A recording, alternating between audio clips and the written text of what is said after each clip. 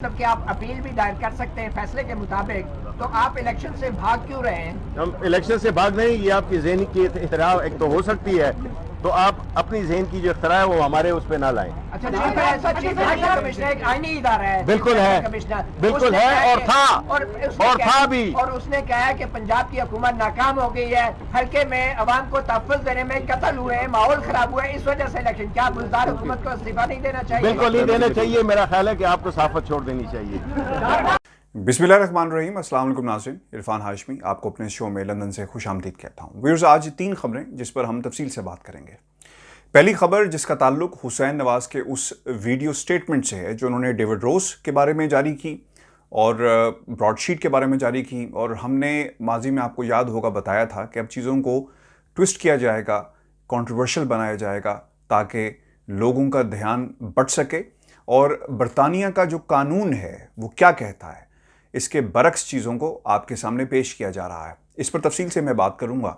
और दूसरी खबर नवाज शरीफ से मुतल्लिक है, क्योंकि बरतानिया में वो मौजूद हैं, किस बुनियाद पर मौजूद हैं और कितनी देर तक रहेंगे और अब उनके वीज़े का स्टेटस क्या होगा, इस पर भी हम तफसील से बात करेंगे। कुछ आपके सवालात हैं जिनको मैं आज एड्रेस करूँगा।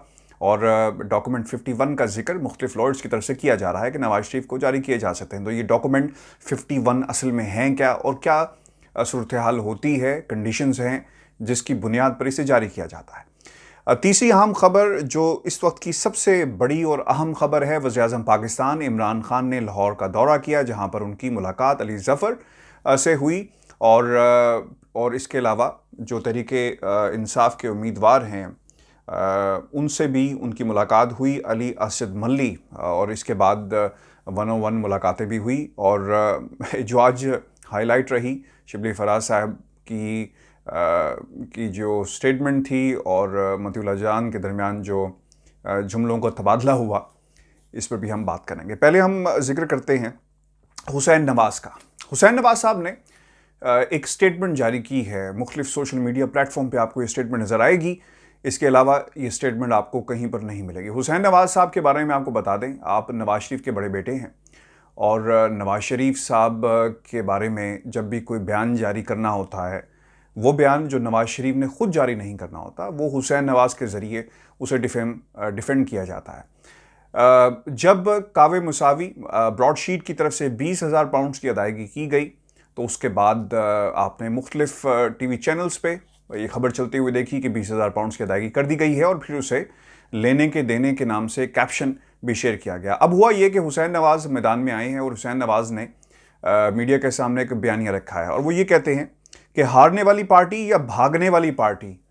बरतानिया के कवानीन बड़े इस हवाले से बहुत ही वाज़े हैं, मौजूद हैं। तो वो ये कह रहे हैं कि ये हारने वाली पार्टी है, पार्टी नहीं बल्कि भागने वाली पार्टी है। इस सूरत में भी 20,000 पाउंड अदा किए कि जनाब हमने इसका दिफा करना था, ये प्रॉपर्टीज़ हमारी हैं अल्हम्दुलिल्लाह। वो बार बार ये कहते हैं और अल्हम्दुलिल्लाह का लफ्ज़ उन्होंने बार बार इस्तेमाल किया। और वो काफ़ी मुतमईन नज़र आए कि हुकूमत पाकिस्तान, शहजाद अकबर साहब ने क्यों नहीं कहा कि इसको भी अटैच किया जाए। अब मैं कुछ रिकॉर्ड की दुरुस्तगी करता चलूँ। कावे मुसावी साहब को पैसे चाहिए थे, वो पैसे जो उन्हें अवॉर्ड किए गए थे अदालत से, और उस पर वो अमल दरामद चाहते हैं। तो उस अमल दरामद के लिए उन्होंने अदालत का दरवाज़ा खटखटाया और साथ ही में एक पाकिस्तान की अदालत का फैसला लगा दिया कि जनाब इसको भी शामिल किया जाए, क्योंकि हुकूमत पाकिस्तान की प्रॉपर्टी है, जिसका जिक्र हुसैन नवाज भी करते हैं। अब जितने पैसे थे उन्हें यूबीएल के अकाउंट से मिल गए तो उन्होंने दरख्वास्त वापस ले ली, लेकिन हुसैन नवाज इसे अपनी फतह करार दे रहे हैं, बिल्कुल उसी तरह जिस तरह नवाज शरीफ साहब ने भी अपनी फतह करार दिया था कि आज वो बरी हो गए और हुकूमत पाकिस्तान कुछ साबित नहीं कर सकी। कम ऑन हुसैन नवाज साहब और वो तमाम उनके चाहने वाले और सुनने वाले। बरतानिया के अंदर अगर कहीं पर फैसला मौजूद है कि ये प्रॉपर्टीज़ या ये इस फैसले में कावे मुसावी हार गए या ब्रॉडशीट हार गई इसलिए ये फ़ीस अदा की जा रही है, तो वो भी कौम के साथ शेयर करें। ऐसा नहीं है तो आप कहाँ से शेयर करेंगे? ये तो एक लीगल फ़ीस थी जिसका वो जिक्र बार बार कह रहे हैं, लीगल फ़ीस लीगल फ़ीस। तो लीगल फ़ीस में और केस जीतने में बड़ा फ़र्क होता है, तो कौम को गुमराह मत करें। ब्रॉडशीट ने माजी के अंदर जो डील्स की पाकिस्तान के मुख्तलिफ हुक्मरानों के साथ, मुशर्रफ दौर में जो डील हुई उसके तनाजुर में पाकिस्तान को ये पैसे अदा करने पड़े हैं। आपकी हुकूमत थी, पाकिस्तान पीपल्स पार्टी की हुकूमत थी, जिन्होंने ये पैसे अदा नहीं किए और इस केस को चलाया। रिकॉर्ड पे चीज़ें मौजूद हैं जिसमें नवाज शरीफ साहब की हुकूमत ने कहा था कि जनाब हम इसका दिफा करेंगे, और क्योंकि इन्वेस्टिगेशन आपके खिलाफ थी और अब क्योंकि ये मामला आपने सारे का सारा मौजूदा हुकूमत पर डाल दिया है, आपके बयानात मौजूद हैं, मरीम नवाज के बयान मौजूद हैं, वो कहती हैं कि शेख अहमद सईद साहब इससे अलग हो जाए, नहीं तो पता नहीं क्या हो जाएगा। खैर वो अपना एक नया रूप देखेंगे।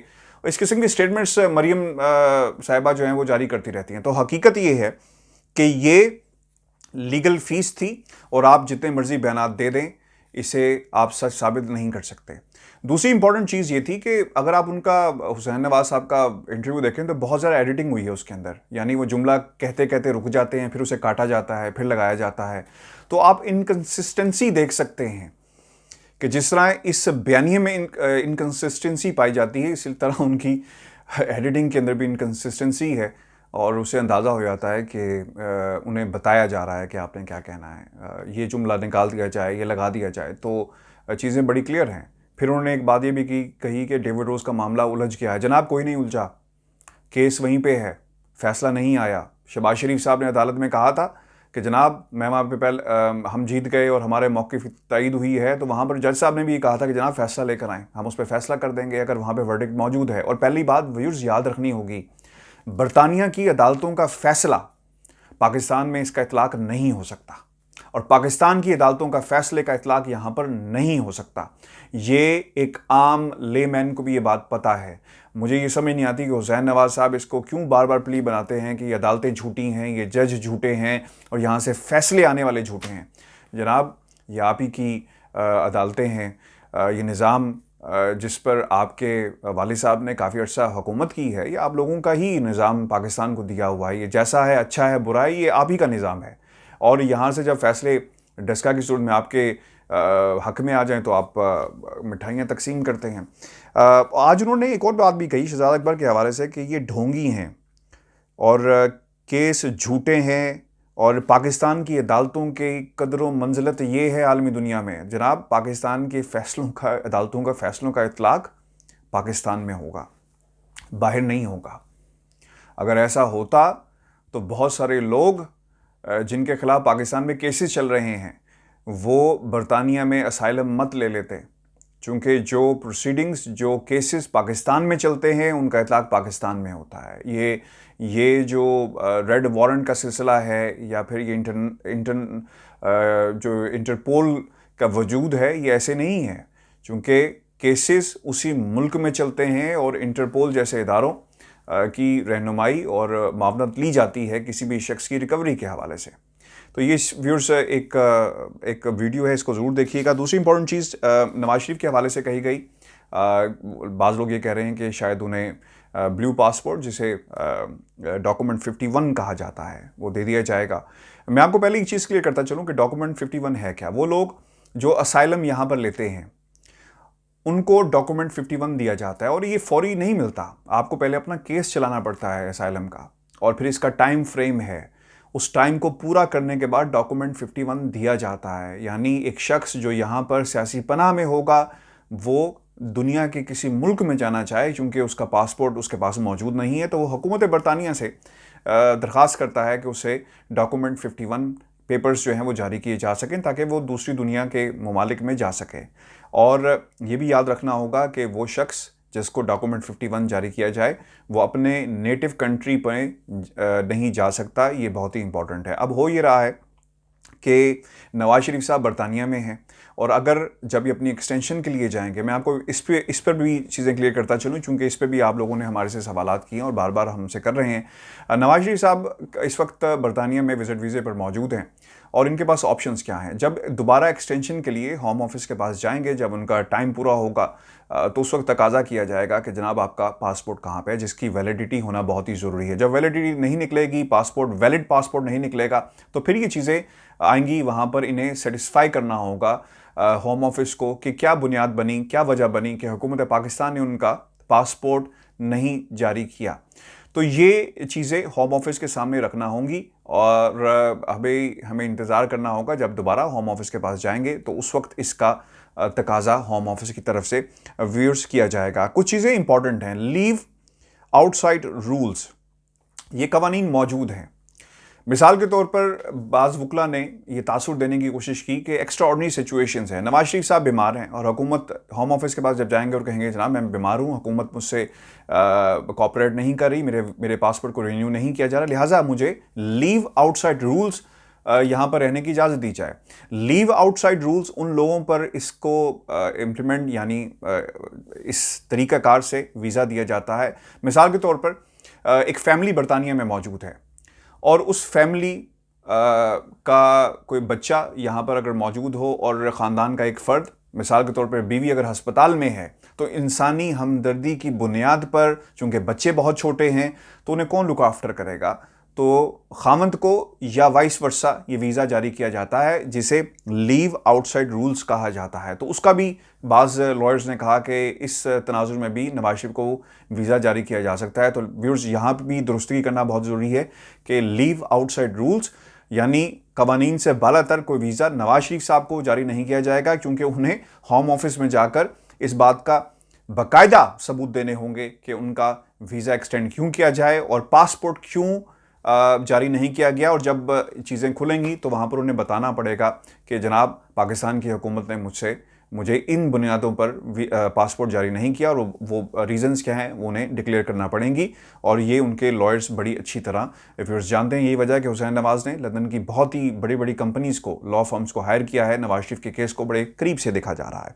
तो व्यूअर्स ये कुछ चीज़ें थी जो मैंने आपके साथ शेयर करनी थी। और नवाज शरीफ साहब अपने पासपोर्ट यानी इस पासपोर्ट पे बरतानिया से बाहर भी अब नहीं जा सकेंगे। लेकिन एक चीज़ ज़रूर है, बीमार हैं, इन चीज़ों को देखा जाएगा, चूँकि ये भी एविडेंसेस देखने पड़ेंगे, कितनी दफ़ा अस्पताल गए, कितना इलाज हुआ, पूरी टाइमलाइन होम ऑफिस के साथ शेयर की जाएगी। व्यूअर्स आज कुछ फैसले पाकिस्तान तहरीक इंसाफ ने लिए। वज़ीर-ए-आज़म इमरान खान लाहौर में आज मौजूद थे, वहाँ पर मुलाकात हुई और उम्मीदवार से भी मुलाकात हुई NA 75 के अंदर, जहाँ पर ऑब्वियसली धांधली के इल्ज़ामात और फिर इलेक्शन कमीशन ने पूरे इलेक्शन को कलअदम करार दिया गया है। लोग इसे एक 22 डिसीजन इसलिए भी कह रहे हैं क्योंकि उनके अपने जो मुखालिफ उम्मीदवार थे उन्होंने सिर्फ चंद हलकों की बात की थी और ये चीज़ मौजूद है रिकॉर्ड के ऊपर कि कुछ पोलिंग स्टेशंस का वो कह रही थी कि जनाब इन्हें खोला जाए जहां पर शक है। लेकिन ऐसा क्या हुआ कि आपने पूरी जो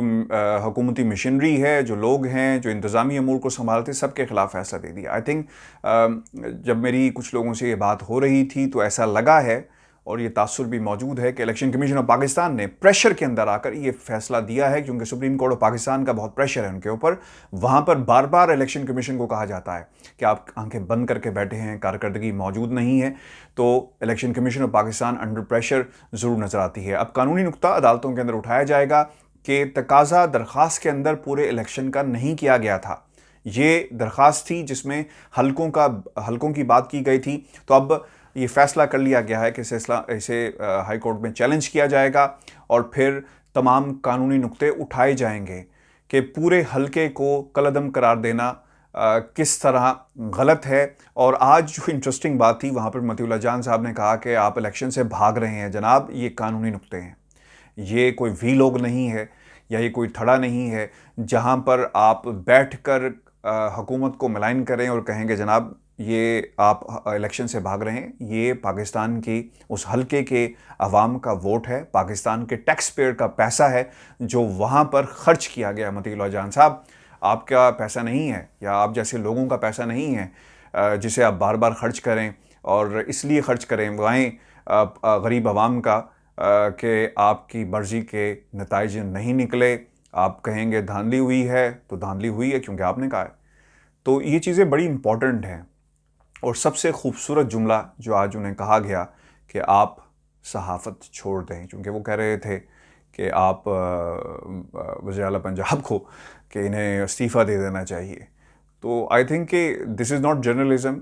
सहाफ़ी का काम सवाल करना होता है और सवाल करें, आप मेरिट पे करें, उसका जवाब ही बनता है। अगर आप मेरिट पे सवाल नहीं करेंगे तो आपका नतीजा भी यही निकलेगा जो हुआ, जब आपके साथ जो भी इंसिडेंट पेश आया, मुझे डिटेल्स का नहीं पता, ना मैं जानता हूँ कि कितनी सच्चाई है, क्या हकीकत है। एक जज आपके घर, उनकी फैमिली आपसे मिलती है और इजहार यकजहती किया जाता है, तो ये सब सवालात भी बनते हैं कि एक जज को क्या कोड ऑफ कंडक्ट मौजूद है कि आपसे मिला जाए, इजहार यकजहती किया जाए। तो ये कहाँ पर लिखा हुआ है? जजेस अपने फ़ैसलों के ज़रिए बोलते हैं, लेकिन यहाँ पर हालात कुछ और हैं, और आप भी जानते हैं कि आप किस तरह you are the part of all this situation जो दूसरी तरफ से हमेशा क्रिएट की जाती है। तो ख्याल रखिएगा कि आपकी मंशा पर और आपकी लाइकिंग और डिसलाइकिंग पर इलेक्शन नहीं होंगे। जो फ़ैसला है, जो हक है, उसको इस्तेमाल किया जाएगा और इसको अब चैलेंज किया जा रहा है, और यकीनन कानूनी नुक्ते अली ज़फ़र साहब वहाँ पर ज़रूर उठाएंगे। व्यूअर्स, ये हमारी आज की वीडियो है, अपने कमेंट्स हमें ज़रूर दीजिएगा और चैनल को सब्सक्राइब करना मत भूलिएगा। मुझे इजाज़त दीजिए, अल्लाह ने के बाद।